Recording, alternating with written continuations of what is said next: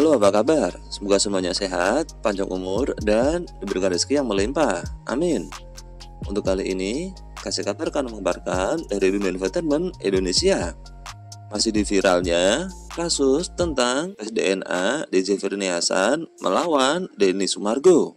Baru-baru ini, ilmuwan lulusan dari Amerika Serikat menyebutkan bahwa hasil tes DNA anak DJ Firniasan ada peluang salah. Ilmuwan tersebut bernama Levana Sani. Dan berikut profilnya. Dilansir dari suara.com, sosok dan profil Levana Sani menjadi sorotan karena mengungkap adanya peluang hasil tes DNA anak DJ Firniasan yang merupakan darah daging Denny Sumargo bisa jadi keliru. Artinya, anak DJ Firniasan bisa jadi anak dari Denny Sumargo walau sudah dilakukan tes DNA. Fakta ini disampaikan oleh CEO Nala Genetik sekaligus pemilik perusahaan tempat tes DNA di Indonesia ini. Fakta ini disampaikan oleh CEO Nala Genetik sekaligus pemilik perusahaan tempat tes DNA di Indonesia ini karena dilakukan di laboratorium berbeda. Kalau dengan lab berbeda, itu mungkin hasilnya juga beda. Proses tes DNA itu banyak prosesnya, dari handling, proses tesnya, hingga quality checknya. Dan berbagai lab itu memiliki kualitas yang berbeda jadi fair. Itu boleh dilakukan tes ulang.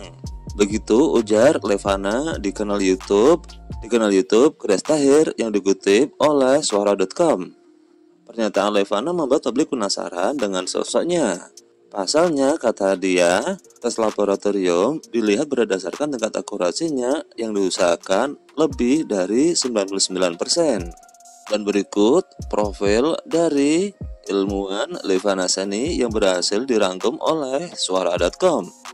Sebelum membangun alat genetik di Indonesia, perempuan bernama lengkap Levana Lasmi Citra Sani ini lebih dulu berkarir di Singapura dan membangun perusahaan rintisan berfokus di bidang farmakogenomik pada tahun 2016 silam. Menurut Centers for Disease Control (CDC) menyebutkan, farmakogenomik adalah ilmu yang berfokus pada penelitian mengenai bagaimana variasi genetik berpengaruh pada respon tubuh yang ditimbulkan terhadap suatu terapi atau pengobatan.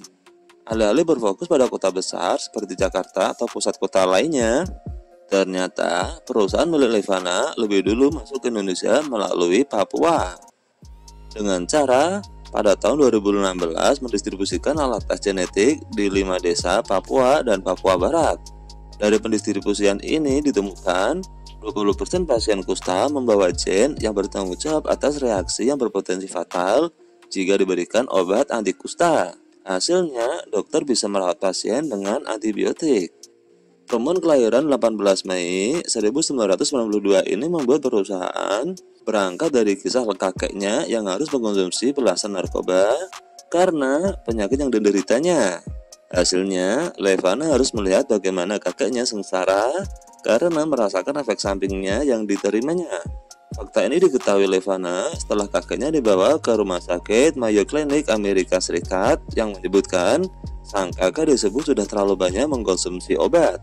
Menariknya, tidak semua pendidikan ditempuh Levana di luar negeri. Buktinya, ia sempat bersekolah di SMA Santa Ursula pada tahun 2009 hingga 2010. Selanjutnya, ia mendapat pendidikan S1 di University of Southern California. Di perguruan tinggi ini, ia lulus sebagai sarjana sains bidang biochemistry. Ia masuk kuliah sejak tahun 2010 hingga tahun 2014. Kemudian, ia melanjutkan pendidikan S2-nya sebagai Master of Business Administration di Harvard Business School sejak tahun 2016 hingga tahun 2018. Nah, itulah profil sosok sang ilmuwan. Itulah kasih kabar yang dapat kami kabarkan untuk kali ini. Mudah-mudahan bisa menjadi berita yang bermanfaat dan hiburan untuk semuanya. See you.